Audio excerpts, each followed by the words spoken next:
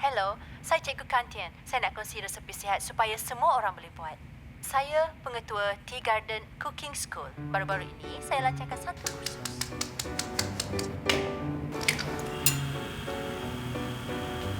Tengah buat apa ni?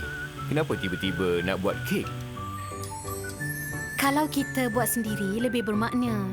Rasanya mak awak suka tak nanti? Saya tak tahu dia suka perisa apa. Jadi saya buat 5 jenis. Jangan kacau saya lah.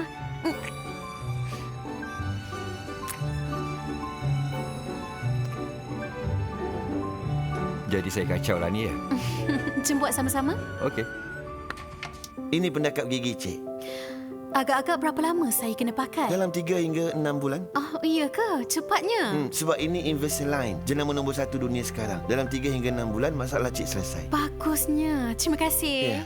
Maaf, Cik. Pengurusi kata dia tak nak jumpa Cik. Berampas! Biarkan dia. Salah guna duit syarikat. Buka akaun palsu. Penyelewengan. Rasuah. Cukup untuk buat kamu meringkuk dalam penjara berpuluh tahun. Kalau kamu tak nak bekerjasama dan mengaku salah, kamu datang sini sebab apa? Aku tak bersalah. Semua tu memang aku layak dapat. Engkau dengan anak engkau yang paksa aku. Kau tu yang rampas harta keluarga Lin. Dulu ayah kamu serahkan syarikat pada adik kamu sebab dia dah nampak yang niat kamu tak betul. Kakak cuma boleh cakap, apa jadi kat kamu sekarang, itu kamu yang cari sendiri. Gila! Semua yang aku ada hari ni, aku dapat dengan usaha sendiri. Aku bagi amaran.